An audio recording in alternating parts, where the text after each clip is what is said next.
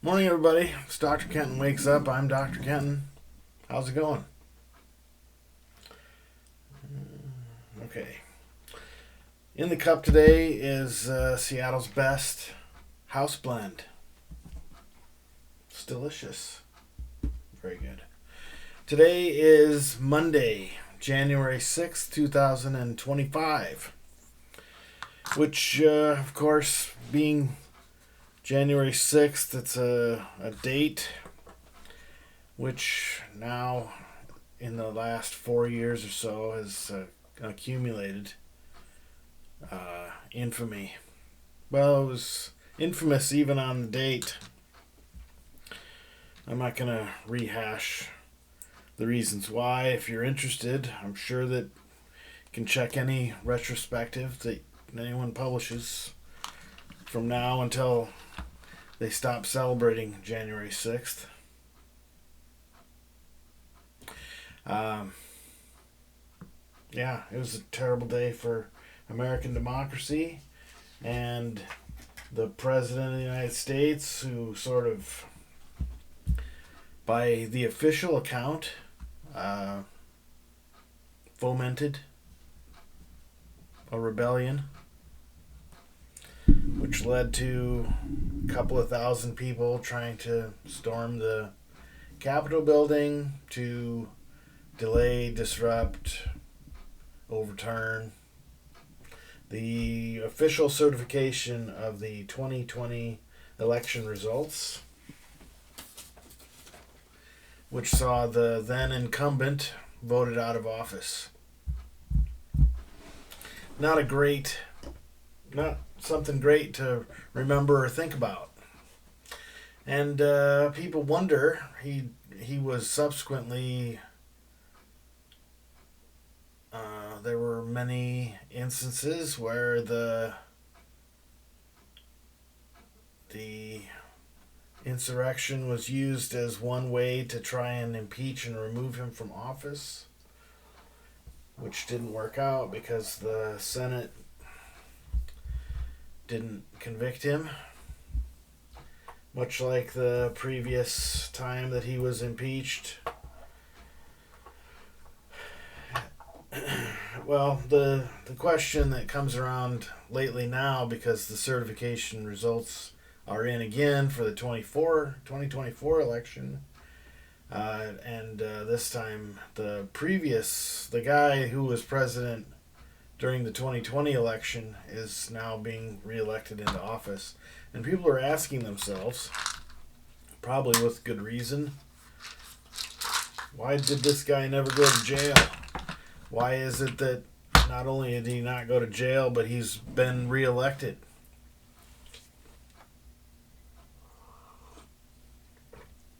And I found many years ago,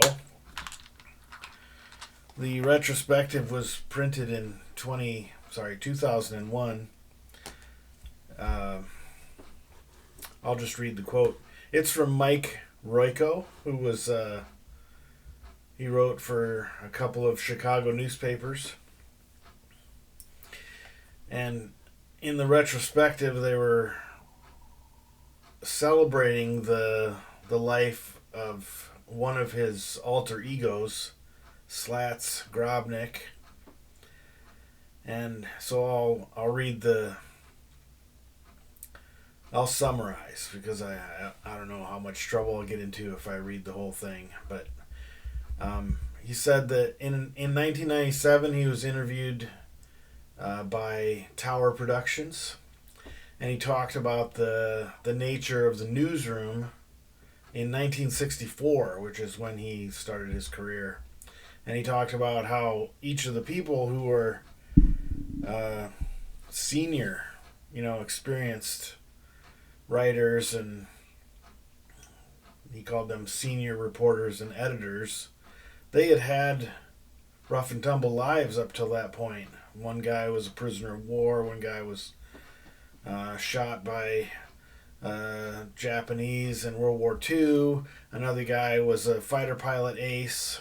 These guys had lives before they wrote for newspapers.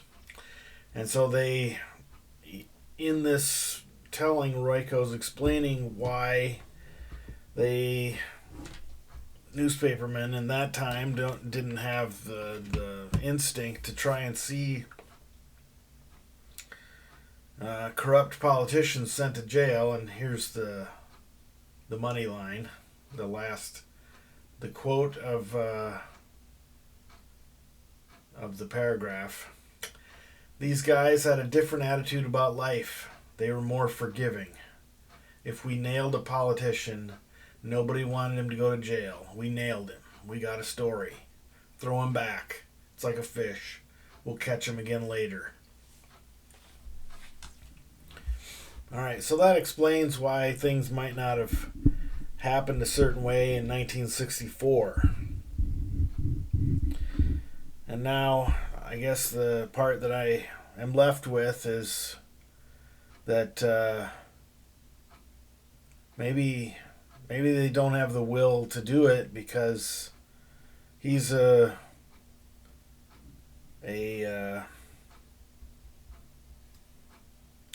proven quantity when it comes to needing to create storylines or to write stories. Or, just imagine, take a look from the moment.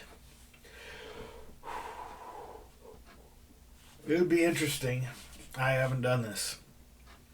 It would be interesting to see, since the notorious moment when he glided down the main escalator at Trump Tower and announced his candidacy for president in 2015. It would be interesting to see how many, and we'll say newspapers because people still read newspapers back then, how many days or during any particular edition of any particular newspaper that covered United States news, how many of them went an entire edition without mentioning Donald Trump. And put next to that newspapers and their tally of days when they went entire days without mentioning, for comparison, Barack Obama's name or Joe Biden's name. It'd be interesting. I'm certain that somebody could do it. A database wizard or some such. Anyway, today is Monday, January 6, 2025. It's snowing. The local schools are closed, extending their Christmas break. The county where I live had a holiday from Monday the 23rd was a Monday the 22nd was a no school day. 23rd. Monday the 23rd was no school day, and it went up until today. It was supposed to be the first day back, so a good long break. And they're getting another day, and we'll see about tomorrow, because where I live, the attitude toward, well, maybe that's not true. I'm sure that the attitude is that they want to clear the roads, but what they don't have is the infrastructure to provide the appropriate technology and machinery to make it happen. They don't have enough plows. They don't have enough ice melter. Whether you call it salt or not, that's up to you. I don't think they use salt per se as much anymore. Not sodium chloride anyway. It does damage to roads and roadside herbaceous material. So I think they use something like calcium chloride or something like that. It's a little less toxic to animals as well. So today I have a handful of things. Unfortunately, one of them is making a phone call to the powers that be in my community. I paid my utility bill, and the check came back with a note saying that the bill had already been paid. I need to check into that because that's fraught with peril to believe something on the face of that.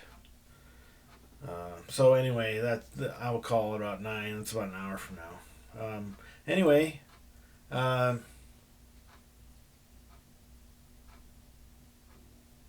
don't know what to do about any of the stuff. I think maybe the best thing to do for me would be to start unsubscribing from sources of information that would tend to upset me. So maybe I'll spend my unexpected snow day today to try to affect some of that. Otherwise, trying to stay warm and enjoying this is part of my dream scenario. Sitting in a warm location, looking out the window with a warm beverage in hand, watching snow quietly accumulating and falling. It's one of my favorite things.